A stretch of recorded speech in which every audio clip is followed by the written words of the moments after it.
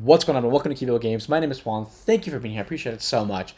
This week's video is going to be about the games coming to retail the week of September 24th. We have a great lineup of games, an expansion I did miss last week, and it is released now, so you can go ahead and pick it up in stores. And it's it's expansion to a game that I consider one of my favorite games of 2021.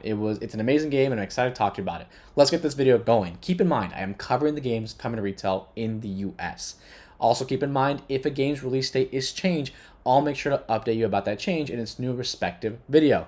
All right, let's get to the games. Let's showcase some fun stuff. First things first, the game released last week was Lost Ruins of Arnak, The Missing Expedition, and it's an expansion, Lost Ruins of Arnak. Keep it in mind, you do require the base game to play the expansion. However, I am extremely excited to play this expansion. I am very fortunate to have a copy in already, and I'm hoping to do some coverage soon.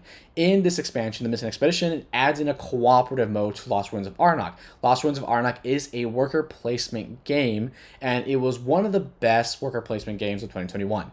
And this expansion adds in 2 new leaders, as well as a solo and a cooperative mode with a little bit of a story mode and scenarios and missions.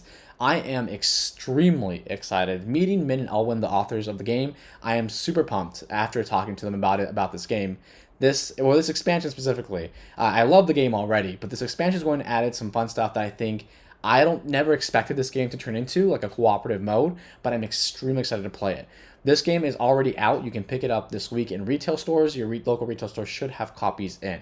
Let's get this video, continue this video, and let's keep on going to the next game, Star Trek Discovery Black Alert by WizKids, coming out on September 29th. This specific game is an interesting one. If you're a Star Trek fan, of course, you're probably going to enjoy it, but the way the game plays, essentially, it's either a 1v1 or teams of 2.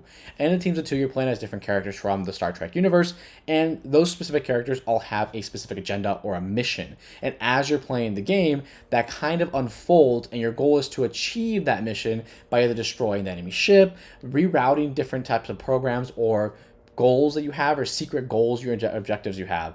That's kind of the gist of the game. It's a head-to-head style game, and these are kind of the pictures I have to present to you. That's going to be the A team and the red team. Unfortunately, I do not watch a lot of Star Trek. I've probably seen the movies, and that's it. So a lot of these characters are really unfamiliar to me. However, the characters are supposed to relate to their parts in the show, so that's kind of all melded in a little bit. So if you're a Star Trek fan, check it out. It's by WizKids. It's coming out September 29th. Coming up next is going to be SpellBook by Space Cowboys, releasing on September 29th. In SpellBook, it's actually an interesting game. I really do think it's actually really wonderful the way it plays. In this game, you're playing as a magician. You're gaining fame and such. And as you're gaining fame, you're getting points, essentially. That is your points. And you're doing that by doing different combinations of spells. And as you play the game and progress, get different resources, get new skills, the spells you are performing are actually being comboed, and in very unique ways. Apparently up to 2,100 different unique ways to combo in the game. So that means variability in the game is pretty high. You don't have to, the replayability is really high, and there's a lot of variability. In the game itself, you can combo so many different spells. There's apparently 2,100 combinations. That is pretty crazy. We went on Board Game Geek to find some pictures, only because I could not find any more pictures anywhere else. However, I want to show you the setup here. The setup looks pretty interesting, and right here is going to be your player board area. Once you have all 8 sections filled on these cards, that is how the game ends. So you kind of want to be the first one to finish that, but at the same time, there's different scoring conditions as well. So there's lots going on in the game itself. The game has already been reviewed a couple times, so I definitely recommend checking that out. And it was made by Phil Walker Harding. So Phil, he has made so many different games, and they're all, honestly, at this point, probably one of the most staple designers in the industry currently at the moment. Him and a couple of others, of course. But SpellBook is also it was assisted by design and publishing by Rebel Studios, and that is actually a publishing company that I find really admirable at the moment, only because they're releasing a lot of great games. SpellBook's one I really want to check out, and it's one I recommend you check out as well. This is SpellBook, coming out on September 29th by Space Cowboys. Coming up next, we have Darwin's Journey, coming out September 29th by Thundergriff Games. Darwin's Journey was actually on Kickstarter, and now it's coming to retail. That's always great. We avoid the FOMO of backing a game on Kickstarter. However, you do have the juicy extras you get from backing a Kickstarter, right? So I'm gonna scroll down a little bit here just so you need the slideshow of pictures. The game itself is a Euro game played in 5 rounds. There is so much going on with this game in typical Euro style, right? In Euro games, you have such a limited amount of rounds to do X thing or your goal, which is usually gather a lot of points. So keep that in mind when you're playing. If you keep that in mind if you consider buying this game, because the way it plays, it's Euro. It's a Euro game, very tight. You're not going to be able to do everything, and it's going to require multiple plays for you to kind of explore different avenues to victory. I'm gonna scroll down a little bit more here, and I'm gonna show you some more pictures of the components and such, and I'm gonna talk about a little more in Darwin's journey. You're following in the journey of Darwin. You're going to discover the archipelagos, right? You're doing evolution, collecting pieces from his journey to go sell in museums, and that's how you're gaining points. The interesting part is, of course, with a little bit of worker placement, your workers are actually evolving, right? You have to go to different parts of the board to achieve specific goals and conditions to unlock that your worker can now access better locations that grant you better resources. That's kind of the gist of it. It looks interesting. I would love to play it, but typically games like this that are this huge usually have humongous rulebooks, and I actually have a friend who owns a copy, and yeah, apparently the rulebook's about 45 to 50 pages long, which is pretty long. However, it also includes scenarios and such in there as well as a very detailed solo mode with the game. Keep that in mind. I know a lot of you viewers love your solo modes. You guys mention in the comments all the time of how much you love your solo games. Darwin's Journey can have a great solo version of it. I typically like solo games that have some type of adventure or a story involved with them, not just a game where I'm just kind of trying to aim to beat a score in some way, shape, or form. Darwin's Journey, big Euro game, tight game, coming out on September 29th by Thundergriff. Check it out. Coming up next by Fantasy Flight Games is going to be Lord of the Rings, the card game, the Two Towers Saga expansion coming out September 29th.